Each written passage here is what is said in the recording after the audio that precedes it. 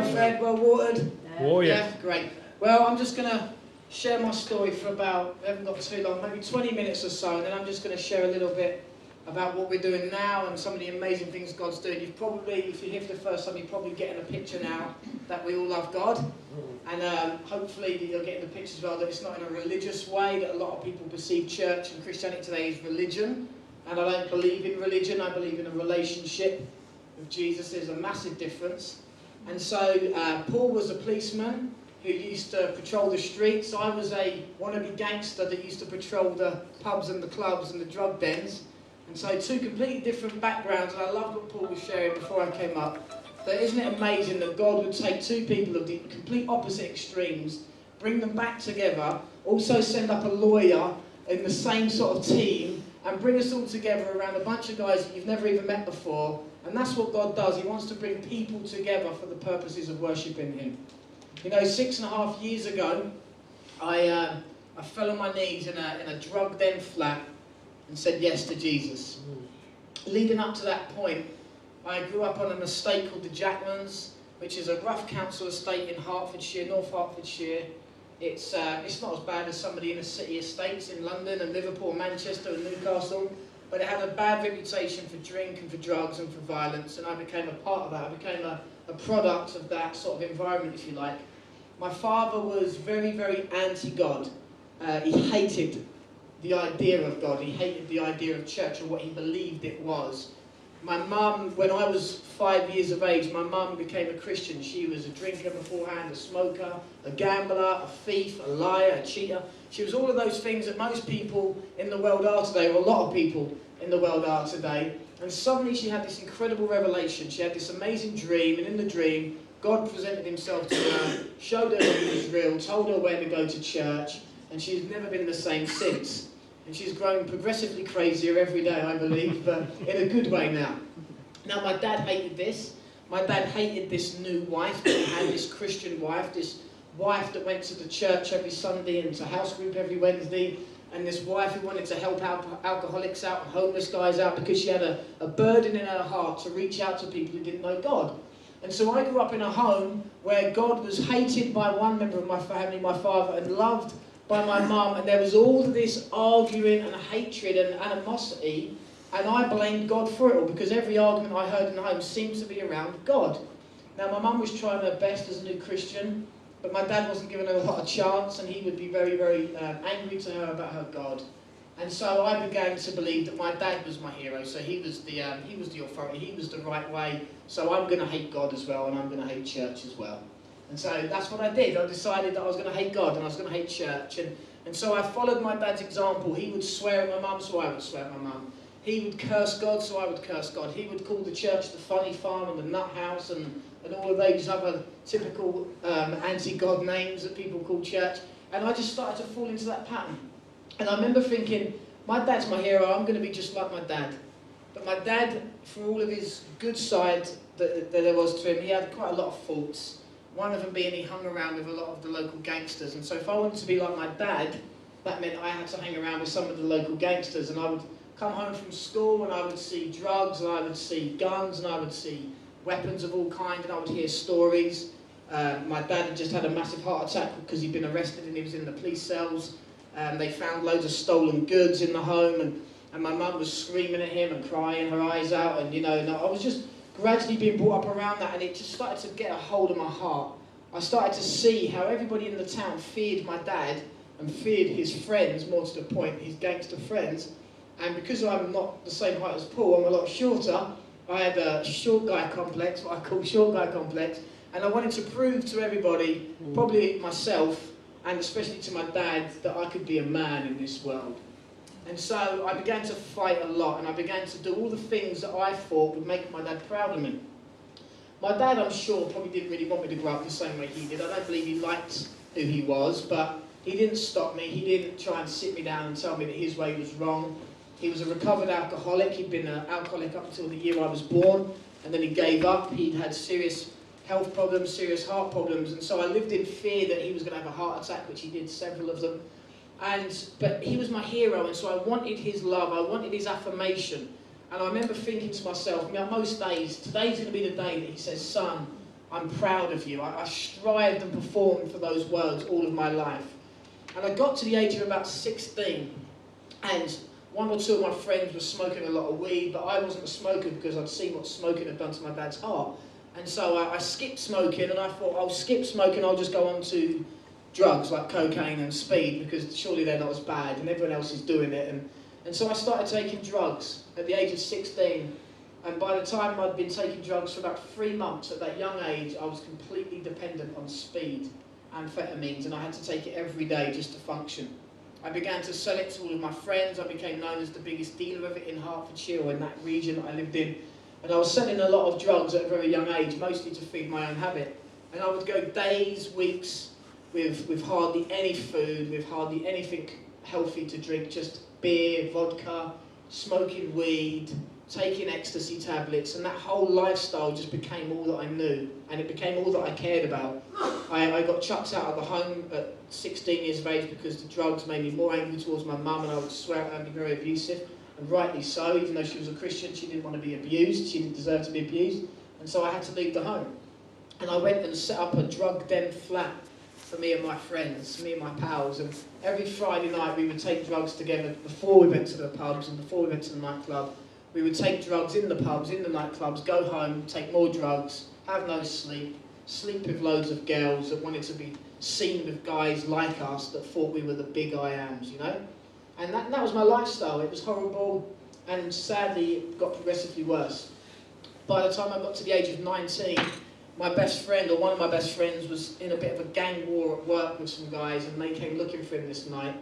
And I was very, very loyal, which I believe is a good quality. It's a good quality if it's in the hands of a loving God, and it's a bad quality if it's in the hands of an evil devil. And unfortunately, I didn't know God at that time, and I started to take my loyalty, and it was really perverted, if you know what I mean. And I would beat up anybody, and I would hurt anybody, and I would destroy lives if anybody went anywhere near any of my friends. I was very, very hateful and very, very vengeful. And my friend had these guys after him, and I remember him coming up to me quite intimidating and said, "Rob, they've just walked in the pub, they're going to get me." And I remember just thinking, yeah, bring it on, you know, let's have it. Just another opportunity for small guy Rob to prove that he can actually have a fight and be a big man in this world. And so we did. We had this horrendous fight. It spilled out the pub. It went over to McDonald's, of all places, in my hometown. And it was brutal. It made all the local newspapers. It made the news. A young guy, a 19-year-old man, fell into a coma. He suffered a fractured skull with shattered cheekbone. He had the return of epilepsy. He'd been free of it since he was a child, all these cuts and bruises. And some of my friends were injured, and some of them were injured, but this one particular guy very, very nearly lost his life. And I remember the manageress locking us in because she didn't know what to do, and innocent people were getting injured in the fray, you know, in the violence. And my friends were picking up chairs and throwing them around, and one young girl called Emma had her arm broken because she was trying to escape this fight, and a chair hit her on the arm, a metal chair. And I remember just brutally, and I'm going to be graphic because I want to really paint a picture of how far and how angry and how evil somebody can be and how close they can become to God if they say yes to him. And so I remember thinking, I'm just going to hurt this man, and I went about on my mission to hurt him. Now, I didn't know exactly how bad he was until 2 days later, when the police were after us and they were raiding my home, and I'd escaped them a couple of times, and my dad came into the living room and said to me, "Son, I've heard that young man's going to die." And I remember looking at my dad in the eyes and saying, "Dad, if he dies, he dies. He should never have punched James in the face." You see, in my world, in my old world, I've watched far too many gangster movies, and I've got far too much insecurity in my heart world. I would have felt justified taking a man's life because he punched a friend of mine in the face. That was how I lived. I lived by that code. And thankfully he didn't die. He was in a coma, but he survived. And I remember the police picking me up with my solicitor there. We was in the solicitor's office, and they said to me, "Before you give guilty or not guilty, please, we want to show you the evidence," because I always went not guilty, and I threatened witnesses, and I got off of it that way. And they said to me, "Sit down before you give your plea and watch this evidence." And they put a video camera on. So there I am sitting there, and they put a camera behind me, and they started to play the footage. CCTV was in McDonald's, and I didn't know that. And they played the footage, and you could see me, and I remember then feeling a little bit sick with myself. But you saw me standing as I am now, but with a big puffer coat on. I used to wear it because it made me look a little bit bigger. And on the inside of it, I had a sock, a rugby sock with wet sand in it. The week before, it had ball bearings in it, huge ball bearings that my dad had, he's a builder, and he had ball bearings, and I took them and put them in a sock. And I remember my dad finding this sock and saying, son, if you hit somebody with that, you're going to kill them. Just put wet sand in it, that only knocks them out. And I thought, thanks for the great fatherly advice, I'll do that. And so I took the ball bearings out, put the wet sand in it, and you saw me on camera pulling this weapon out and beating this man around the head with it. Now, I don't know if it was me who fractured his skull or my friends punching and kicking him, but I definitely had a part to play in what could have been murder. And that was how angry I was, and that was how evil I was. And I was sentenced at court to 18 months. I went to court with black combats on, a short-sleeved Ben Sherman shirt and a big skinhead, and wondered why I got found guilty for a racially aggravated assault. It happened to be that there was an Asian gang and we were a white gang, all that had nothing to do with the colour of their skin. It was just the fact that they were after my friend James, but they made a big thing of it being this racist attack. And so I turned up at court with a skinhead, a short-sleeved white shirt, Ben Sherman on, and black combats and boots, and wondered why I went to prison for 18 months. And prison didn't change me one bit. Prison couldn't change me, because prison can't go to the heart of man and heal it, and save it, and change it, and transform it. And so they put me on anger management, and I got chucked out for being too angry, which is a joke, isn't it, really? Walked out angry because I didn't like the things and the questions that they were asking me. And I remember my friend trying to sneak me in some smoke, some weed in there, and I was given an extra 7 days on my sentence because they came round at New Year's Eve and said if anyone's caught setting fire to anything, apparently it's tradition in prison that you set fire to things on New Year's Eve, and the governor came round because of the last year there'd been a lot of trouble, and said if it happens this year, whoever is found setting fire to anything. Now, I had absolutely no intention of setting fire to anything, at least of all when I'm in a 6 foot by 6 foot small locked cell. But because they asked me not to, I decided I was going to, because I was just a rebel. And so I set fire to my shirt and hung it out the window for all to see, and then I got dragged off to isolation the next day and got an extra week on my sentence, which I didn't care about because I didn't care about being out or in, I was just hurting. Now, my friends picked me up in a big, stretched 15-seater limousine, and at 9 o'clock in the morning I had cocaine going back up my nose for the first time in 9 months, and the can of Stella was given to me, and I was flying down the motorway faster than the car, and I had to go to probation, sign this declaration that I will never get in any more trouble while I'm on this licence. I promised to keep my nose clean. My nose definitely wasn't clean at the time, it had cocaine up it. And I was going there to sign this covenant, to promise to be good, but I had no intention of being good, I didn't care. Within 3 days, I was arrested again for kicking a man's door off and beating him in the head because he grasped on one of my friends. And I'd only been out of jail for 3 days. And my mum obviously had been praying and she was breaking her heart over this. And I remember telling my mum, Mum, this is my lifestyle, you've got yours. You can keep it. If it works for you, keep it. But I've got mine and it works for me. I was too proud to admit that it wasn't really working. And I didn't really like me, and I hated the fact that I was this thug in the town. People would stop my mum in the street and say, "Are you Rob Joy's mum?" And she would say, "Yes." And they would say to her with a disgusted look on their face, "Your son is a hooligan, he's a thug, he's no good." And my mum used to say to me, "You're wrong, he's a mighty man of God. God's told me he's going to get saved." And I used to tell my mum, "Mum, you've been at my drugs, you're crazy. You're absolutely bonkers if you think I'm ever going to walk in any church, or if I'm ever going to ever mention the name Jesus. You're completely bonkers." Isn't God funny, eh? Puts me with best friends with a policeman. Anyway, that's funny. Anyway, I went back to prison. This time I was about 21. I got off of that case, beating the guy up and his dad, because I threatened him and his dad if they went to court that I'd kill them, and they didn't turn up at court, and we got off of that one, me and my other friend who came with me.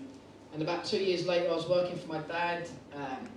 He was a roofer, he had his own roofing company, and I was working as hard as I could because I thought that'll make him proud because he's a hard-working man. And I remember him coming to pick me up, 20th of July, Thursday, 20th of July in 2000, nice summer's day in Stevenage down in North Hertfordshire. And I remember running up and down the ladder with tiles on my shoulder, the new tiles to take up, and running the old tiles back down and ripping the batten off the roof and throwing it in the back of the lorry. And at 4 o'clock, my dad turned up to say, "Right, we're going to go to Vic's yard in Welling, we're going to dump the tiles and we're going to go home." And that was the plan, and I got in the van thinking, yes, I've worked so hard today, surely he's going to be proud of me today.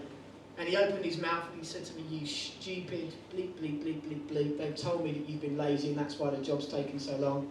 And I wasn't allowed to grass, and so I couldn't tell them that actually it was them that had been skiving, and I was the one who was trying my hardest to get them to work. So I had to take all of this injustice And my dad was the only man I would never have had a fight with because he was my dad and he was my hero. And I was scared he was going to die of ill health. His heart was that bad. But he started to really lose his temper with me, and I just lost it and screamed at him and cried. And that made him worse because in my dad's eyes to cry was weak. And we just had this real slanging match in a very enclosed space. Obviously I'm in a lorry, I can't get in or out. And so my dad just screamed at me and I just had to take it, and then I just lost my rag and I said, Dad, if you don't shut up, and he sort of quieted down for a little while. He dropped me off and I went home and he says, right, tell your mum I'll be late home for dinner because I'm going to go and price a job up. And he wasn't going to price a job up, he was going somewhere else that he definitely shouldn't have been going. And at 9:15, the police turned up and I thought, yeah, they've come to check my curfew because I was on curfew for another violent crime. And I remember thinking, yeah, they've come to check my curfew. I looked through the people and I saw WPC and a plainclothes CID officer. And I remember opening the door with my big attitude, saying, come in. And as I welcomed them in, I remember thinking, they haven't come to check my curfew. Their faces don't look like they normally look. They look like they're about to give some bad news. And so I told them, you can go and see my mum. My mum's in the living room, and they went in there. And I went in the kitchen, and I fell on my knees. Not to pray, because I didn't know anything about prayer, but I just found myself on my knees. And then I remember hearing these words, he can't be dead. He hasn't given his life to Jesus yet. My mum was screaming and crying, he can't be dead. He hasn't given his life to Jesus yet. And I got up and I punched the wall and I told the policeman where the next punch was going, if they didn't hurry up and get out of my house. And they left, and my cousin came round and some friends came round. And I tried my best not to cry for about 3 hours, and I threw up and cried all night and all through the morning. And then I went to the pub the next day, and my friend threw £100 at the barman and said, we're going to be celebrating here today. We want as much booze as this guy orders and as much food as this guy orders. And gangsters from all over the county came, from Luton, from Hitchin, from Baldock, from all the different parts of the area. People came to be with me and give me more cocaine, which wasn't going to help me in that sort of moment, was it? But I had more cocaine, lots of cocaine. So much cocaine that eventually, after about 3 or 4 years of daily abuse of cocaine, something in my brain snapped.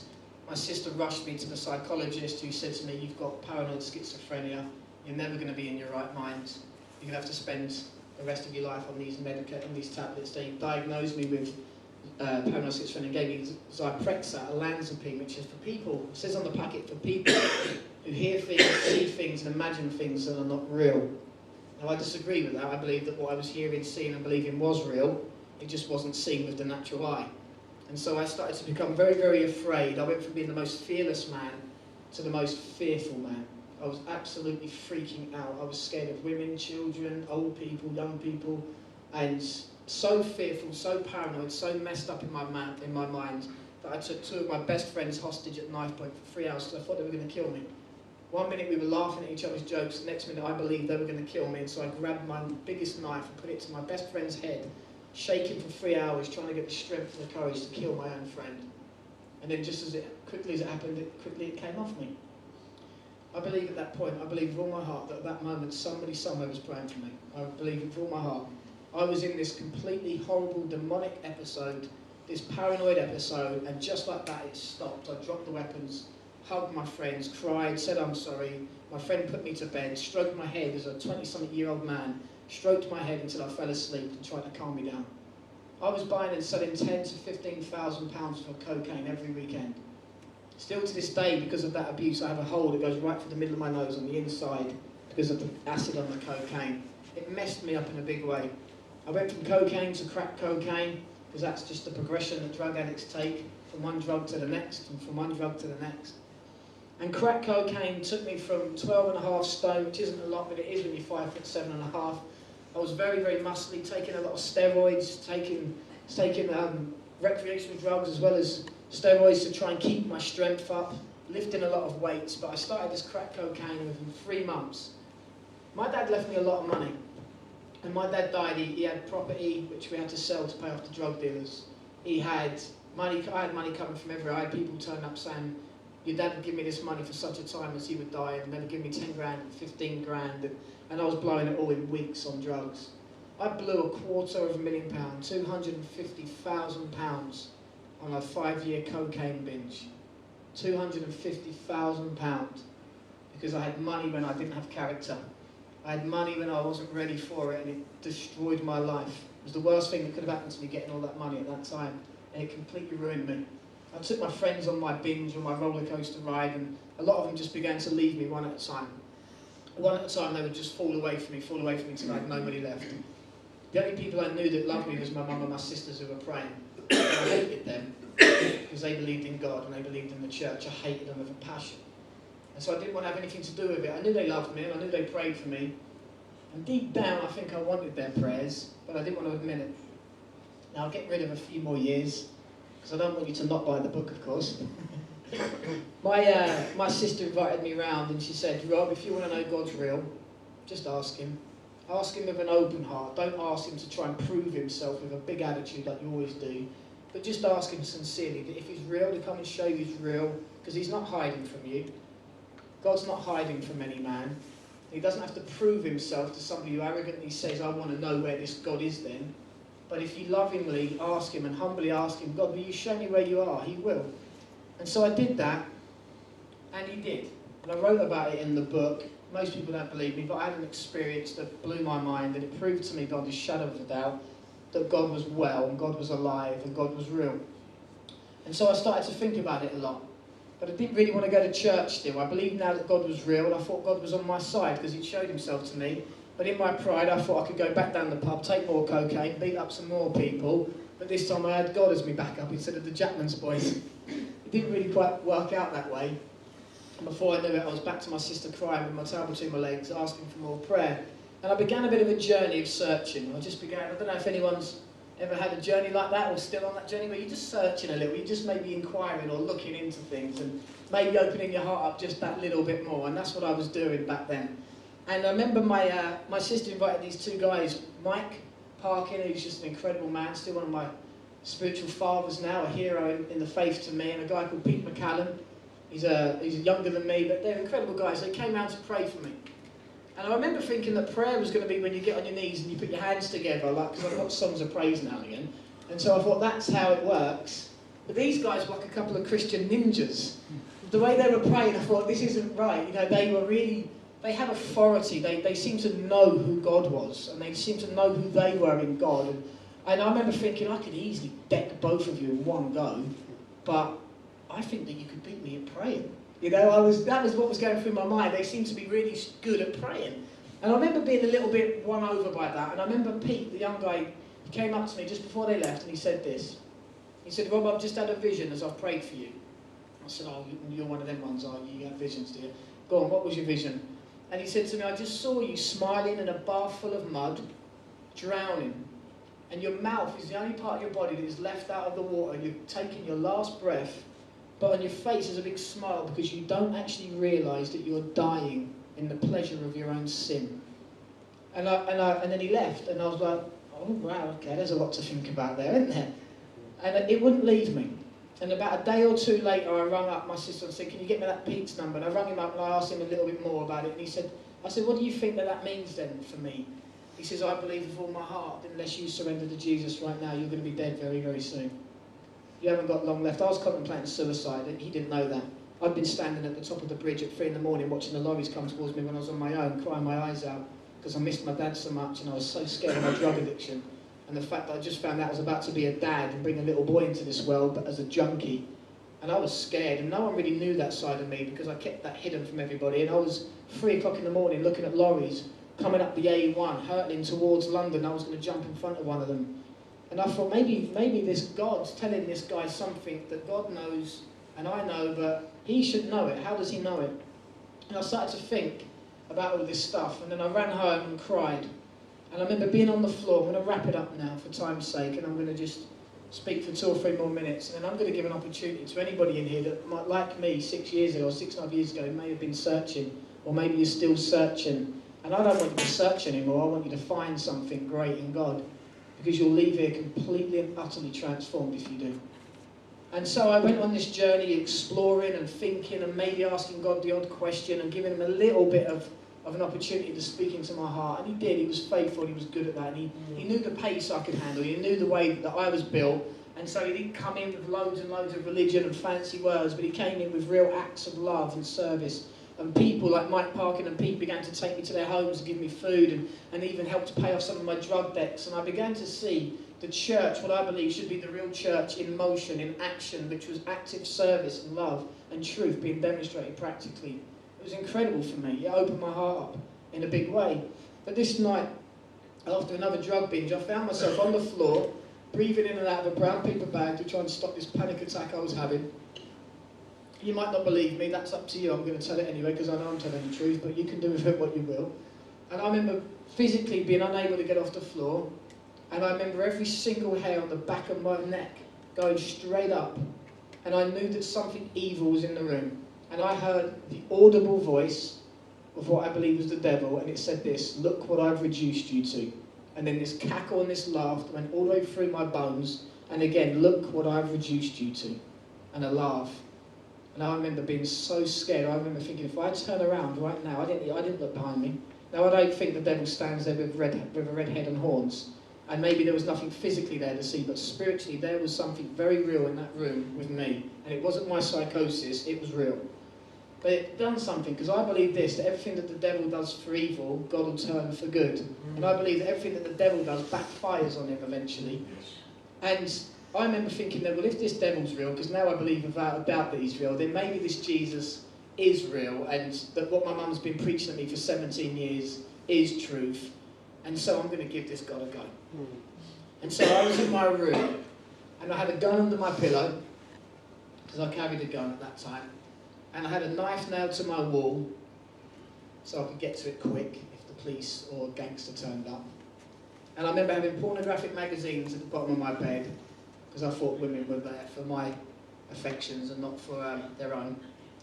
And I remember having a mirror with cocaine powder on it, because I'd sniffed it all, there wasn't any left. And I remember looking at my crack cocaine pipe that I'd inhaled so much to try and get the crack through that all it was now was the gauze, the metal gauze that was on it.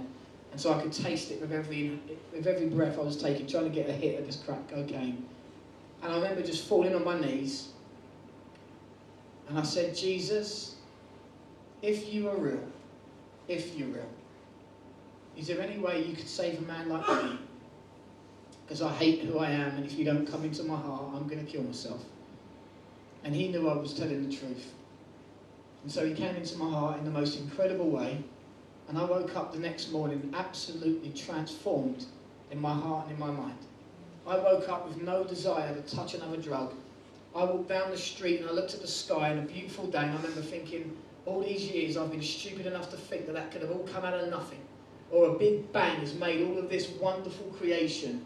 And I remember looking at a man walking over the opposite side of the road, and I used to look at men walking on the opposite side of the road and think about running over and punching them, because I had so much anger and violence inside of my heart. And I remember looking at him and thinking, wow, he's awesome. Look at his eyebrows. That was the revelation I got, his eyebrows. And I remember thinking, wow, them eyebrows have been positioned there, perfectly positioned to stop the sweat that's coming down. It was like I had, it might sound crazy to you, but it was a revelation to me that God had created man. And God had created the universe. And if God could create me, he could heal me. And I got it in an instant. And I ran to see Mike Parkin, and I banged on his door. And he said, "Come in, champion, I've been expecting you." And I said, "Champion, who are you calling a champion?" He says, "God's told me to call you a champion, so if God's saying it, don't you dare doubt it." And he told me I was a champion for 3 months, and after 3 months I believed him. After 3 months I decided to believe him. I gave up trying to fight them words of encouragement, and I believed them words of encouragement. And again I was transformed even more. That's why I call my book Internal Revolution. Because I believe at the moment that somebody wholeheartedly says yes to Jesus Christ, when they actually do surrender their heart, get over their pride, get over their self-beliefs, and give themselves to Jesus, I believe that something internal is completely transformed. There's a revolution that takes place. It's been incredible. Now, I'm 6.5 years into this journey. I'm now married to an amazing, amazing woman who's in a band with Paul, Lydia. We're expecting our first child together. My little boy was born. I'm great friends with his mum. She's actually friends with my wife as well now. Sometimes we all go out together with my little boy, so you can see that actually people can be amicable, even if there's been a separation. It is possible. It's not very common, but it is possible. And there's just been this amazing transformation. My mum and my sisters and that, we get on brilliantly. All of my friends, all of my old gangster friends, every one of my enemies, the guys I put in a coma, Another man I beat down the head with the back of a gun when I went to prison for 2 years when I was an adult this time. I went up to him in the gym and he thought I was going to hit him, and I said, no, I'm here to say I'm sorry, and I shook his hand. A woman walked up to me when I was preaching in my hometown, crying her eyes out before I even started speaking. She said, Rob Joy, I've come here today to forgive you. I said, you've come to forgive me for what? She said, it was my son you put in a coma. My son you put in a coma. For 3 years I've been thinking how I could kill you. But I've come here today to forgive you. And she sat at the back of the Princeton Hall where I was speaking, and she clapped louder than everybody else when I shared my story. And now she walks around Letchworth Town sometimes still telling people, you want to hear what that guy's got to say because it's truth. And I got to meet him myself. Sit down with him and buy him a cup of coffee and look him in the eyes and tell him I was really sorry. And he forgave me. Isn't that awesome? Isn't that amazing? I haven't got time to tell you of all the things that God's done in my life or is doing in my life. There's just far too much. That's why I'm writing 2 or 3 more books, because I just can't keep up with God. I can't write quick enough to keep up with all the amazing miracles that God's doing in my life. He's fantastic. But I have a passion to see people with addictions, as you can probably imagine when you've had such a strong addiction. It ruined my life. I have a passion to see people with addictions give their lives to Jesus, because I know He's the only answer and He's the only one who's capable of unlocking that chain. And so I'm going to pray. I'm going to pray. I've talked about Jesus. I've not been permitted necessarily to preach at people today. I know that's not necessarily the format of meetings like this, but I don't believe in sharing my testimony alone, because my testimony alone will never save any man's soul. A testimony without the preaching of the gospel won't save anyone. It will encourage them, but no one will ever be saved, no matter how fancy the testimony. And so the gospel of Jesus Christ is very, very simple. We overcomplicate it in the church. It's very, very simple. That a very, very sinless God came to earth, to a sinful earth, and He lived without sin. He walked amongst us as man, fully man, and He gave His life on a cross. He died on a cross as the atonement, as a sacrifice for all mankind's sins, for everything I've just described that I've done, and a whole lot more that I haven't described, just in case my mum watches the video. I want to spare her some stuff. He died for me. And so that's why I'm a part of this amazing campaign called Not Ashamed of the gospel of Jesus. I'm a part of this campaign because I believe passionately that it's this message and only this message that will ever save any man's soul, that will ever transform this nation. It's the only message. It can't be watered down, it has to be preached with truth. So please come and see David at the end as well, and he'll give you a little bit more information about that. And so now I travel all over the country in schools and prisons. I'm in Northumberland prison on Saturday, and then I'm going to Felton prison and Pentonville prison and High Point prison. I'm going to share Jesus Christ in there. And I have my old gangster friends ring me up. I was with one of them yesterday having some food in Morrison's, and he was telling me how desperate he was and how lonely. And I remember looking at him and thinking, Steve, 5 years ago, 6 years ago, you were the man that ran this town with me with drugs. We had all of the money. We had thousands of pounds hanging out of our pockets. We had all the pretty girls. You had a nice Audi Q7. You had it all. And what have you got for it now? Nothing. Nothing. And he says, Rob, will you pray with me? And so I prayed with him. And I believe that he's going to come to know the Lord very, very soon. Isn't that awesome? I'm going to pray now. And I'm going to pray just a thank you prayer to God for saving me, because I love thanking Him again and again and again for saving me. Thank Him for saving you, those of you here that are saved and born again and going to heaven. And I'm going to ask Him to really get a hold of every heart in here that's come here, maybe not quite sure about Jesus, maybe with a complete indignation against Jesus. And I'm going to ask Jesus to get a hold of your life the way He got a hold of mine, every one of you. Whether you're a lawyer or a drug addict, it doesn't really matter, because the cross is there for you as well. And if you want to get right with God today, today is the day. Tomorrow's not the day to wait. The Bible says that now is the time for salvation, because you don't know what's going to happen tomorrow.